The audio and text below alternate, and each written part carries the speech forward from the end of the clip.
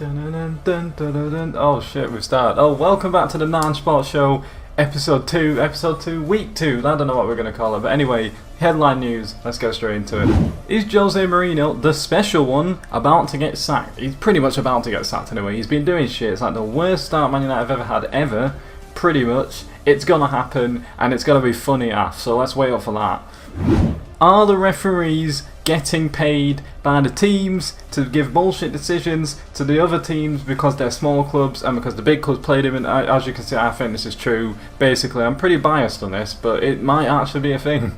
And finally, we are all fucked. Kevin De Bruyne is back from injury. He's starting to train and he's going to start playing again, and it's going to be a 90-point lead for Man City. So basically, unless Liverpool find Salah, it's over. It's game over for the league. Alright, let's get straight into the results. You know what happens here. I talk shit in very small sentences about all the results and what's happened. So let's just go straight into it. The first one is West Ham versus Man United. Basically, why Mourinho will get sacked in about a day or two.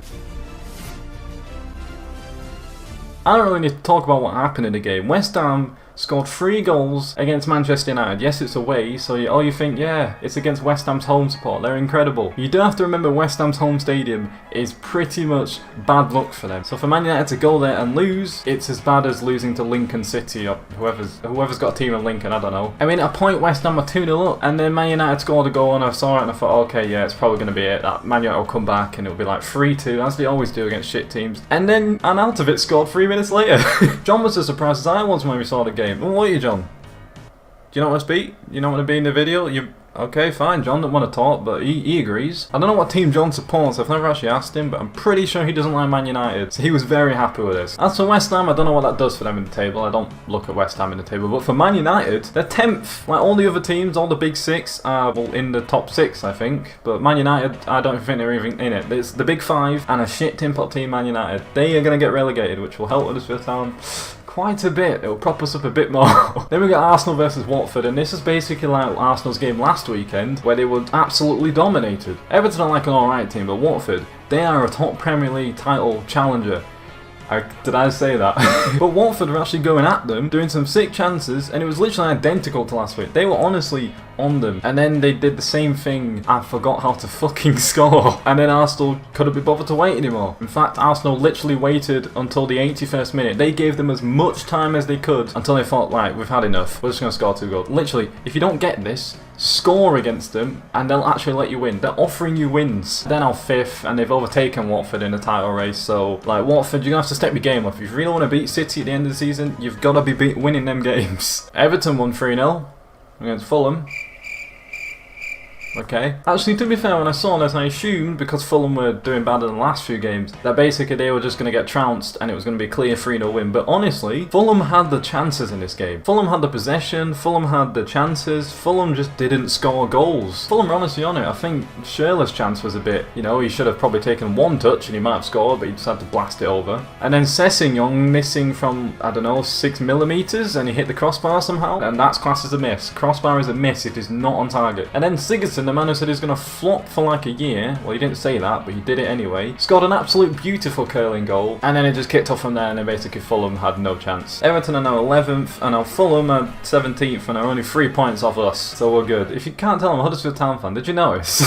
Speaking of Huddersfield Town, we lost 2-0. You know when that comes up. Wait to the end, you get to hear what I think about that. Then we had the routine games of the week. Man City versus Brighton. Man City obviously won. They only won by 2 goals though. There was Newcastle and Leicester. Leicester won 2-0. Well, I didn't really care about these games. I mean, Harry Maguire scored. You see, I don't really have much to say about these games, so I'll leave those. That didn't happen. Wolves versus Southampton though. Alright, Wolves. 2-0. Clean win. Played Southampton out of the park in my opinion, even though it's I only watched a 3-minute highlight. So I can't really say much, but I'm going to say they played you out of the park, Southampton. How about that? They did score late, but basically Wolves they're already Premier League level in the Championship, and now they're like top half Premier League table already. It wouldn't surprise me if they finished top 8 or something, or top 7. It really wouldn't. So yeah, big up Wolves, you're now 9th, and you've only lost 1 game somehow, which is incredible. I had to double check that. And then there was the game that meant Liverpool were not top anymore, and I'm really worried for Klopp because you think he's getting pretty anxious right now. He's been searching for Salah for a long time, since the start of the season. He scored against Brighton. Can we please all go out and help him? Can we please help him? He needs help. Honestly though, Salah is not even doing bad. He's doing pretty good. He's just not scoring 70 goals a second. But yeah, honestly, it was a pretty even game. Chelsea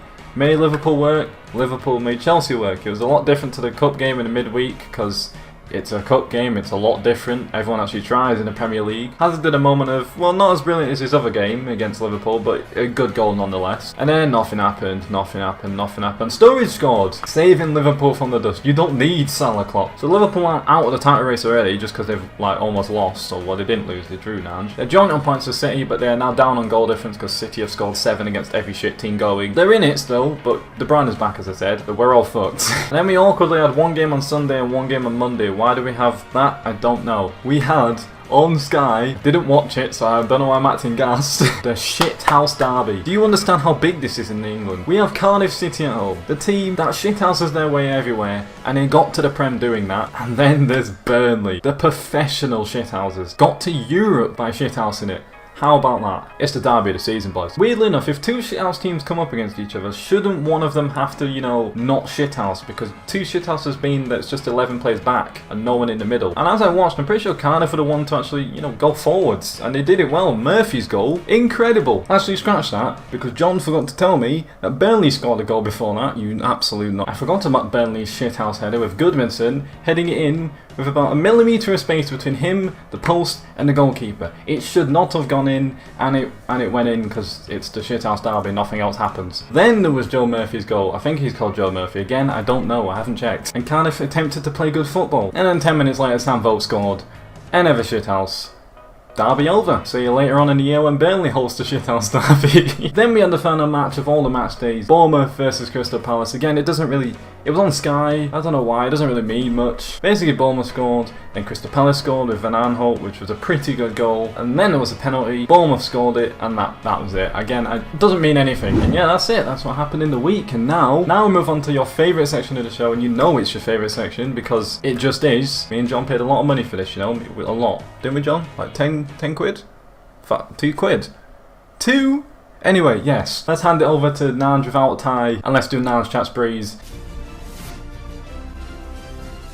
Let's not waste any time, let's just get straight in. Let me tell you what I've got to chat breeze about today. First things first, 100% best atmosphere of the season. I don't even need to everyone knows that. If you was there, you know 100% that was the best atmosphere we've had all season. It was incredible, all the way through, well, I say all the way through, but it was a much better the whole way through. And then the last 20 minutes, we just decided to go ape shit pretty much for the whole time. We wouldn't stop, and the team definitely felt that. It was like, I was thinking it was the team doing well, so we was doing it, but really it was just a feed, we was doing well, they was, you know, all that stuff. That was definitely our best game of the season as well. I know we've got points at other games, so you'd think, surely that's our best game, because we got points. But even though we lost, it was still definitely our best game. We played like an actual Huddersfield Town team should have. We pressed them hard, and we made them make mistakes, and it literally made them look like they weren't a Tottenham team anymore. I mean, yes, they're still a better team than us, like, obviously, so it doesn't matter what they've got. But more comfortably than that, they beat us 4-0 last year, or 4-1 or something. So it seems Wagner knows that he can press with 5 at the back, and I didn't think it was possible, because I assumed we'd just automatically be defensive, but we were real good. I've got to say my personal favourite for man of the match. I know Moy got it in the stadium, but for me, Eric Durm 100%. I say 100%, it was pretty close, but for me, Eric Durm anyway, because he was Eric Durm on the right and the left. He actually did some good running at them, like literally what I've been wanting. Attacking, even with 5 back. It wasn't even a 5 back today, it was more like a wing backs, so they were actually going forwards, not just sitting back. But then you're thinking, oh, where's all this praise coming from if you've still lost? You've still lost 2-0, so for anyone looking outside, you were still bad. Although you do have to remember, we're playing against the referees. I said that all the referees were getting paid, and Tottenham are paying some good money, obviously, to get Craig Pawson or whoever he was, to give away penalties and decisions like that. And then Daniel Rosington, or whatever his name is, I know his name, but the point is, I don't like him anymore. Danny Rose runs up onto the wing, comes back a bit, passes it, and gets set off again and runs into the box. I think it's Chris Lerver, or someone is on him, has a little bit of a tug, that's run into the box more, tiny touch. My eyes, I don't even think he caught him, even from the stadium, from when I watched it back, I don't think he caught him enough for that to be contact. It was like a...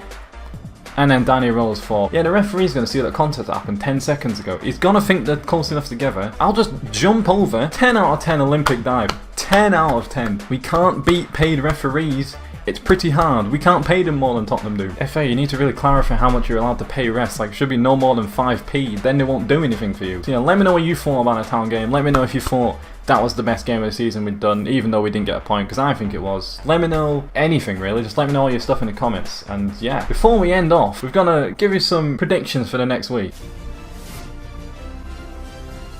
First game is actually tomorrow. I mean, it's Tuesday for me. It's Thursday for you. Ignore that. So there's Brighton versus West Ham. Brighton at home. Probably going to be 3-1 West Ham in my opinion. I don't really think I need to give reasons. I'm just going to go through all these and try to not talk too much about them. Then we got all Saturday's games, and the first one on the list is Burnley versus Huddersfield Town. We're going to get shithoused. I would have said that like before the Tottenham game. But now, if we press well enough, 1-0 or 2-1. Crystal Palace versus Wolves, there's no point me predicting that. It's 3-0 Wolves. Leicester versus Everton? Or Leicester or Everton? I don't know actually. I'm going to say 2-2 on that one because I can't pick any of them. Tottenham versus Cardiff. I mean, Tottenham are missing a lot of key players, but they were missing the same against us. So I'm just going to say 2-0 again. Cardiff aren't going to win, are they? Like, they're worse than us. I'm telling you they're worse than us. Don't tell anyone that we're on the same level as Cardiff City. Watford versus Bournemouth. I think Watford are going to have the edge on that. I hope they do, or else their title chances is over. So 2-1. Then there's Man United versus Newcastle, and I really hope, this is on TV as well, I really hope Newcastle get another win at Man United. I want it to be 2-0 Newcastle, but it's not going to be. 1-0 Newcastle. And if so, is it going to be the end of Jose Mourinho? Let me know in the comments. You got to tell me. Then there's Sunday's games. Fulham versus Arsenal. Fulham, no, like, they'll have good possession, and if they do something with it, as we've seen from every other Arsenal game, they might actually win it, but even that, I don't think they'll do it. It'll probably be, I reckon they'll get a goal, but it'll be like 4-1, I reckon. Southampton, Chelsea, 2-0 Chelsea, that's it. I'm not going to say anything else on that. Big Donny game though. Liverpool versus Man City. De Bruyne might be fully fit and back. Well, he's not going to be fully fit, but he'll be back, and he'll probably be on the bench, and he'll probably come on. Hopefully Klopp's found Salah, and if he has, and if all those players are on, it's going to be incredible. If Salah is back on his best, or I mean, he's on his best. He's on his good performance. If he's got a goal-scoring performance, then, and if Keita's playing, because Keita's pretty good, I say 2-0 Liverpool, if all those things happen. But if Keita's not playing well, because he's a really good man in the midfield, and if Salah's not, it's City by any amount of goals, pretty much. You can't limit them. And yeah, that is it. That'll be the whole weekend. So let me know what you think about all those predictions. Let me know in the comments below. Let me know what you're thinking about your own team, if you've got a team and you're thinking, why are we doing so shit? Man United. Let me know what you think your team's going to do in the next weekend against whoever you're playing. Let me show you the table so you can see the top half is on the screen now. So yeah, Man City are leading the table, Liverpool are chasing their heels, Chelsea are chasing their heels, and so on and so on. And pretty much the only key point other than that is Wolves are 9th and Man United are chilling in 10th, which is real fun. Then we go into the second half, and then it's kind of what you expect down there, except the 3 teams at the bottom who haven't won a game. They've all drawn 2 and they've lost 5, and Huddersfield Town are one of them. So hopefully we get out of there and everyone else stays on no wins. But yeah, that's the tables. Unless you want to see these tables, which look different and better. But anyway, yeah, that is it. If you did enjoy, you know what to do. You gotta hit the like button so you can have another one of these on next Thursday. Make sure you subscribe and turn on the notifications so you get all of them for this. And then, as I said, we'll be back next week. I'll see you guys in the next one. I'll see you.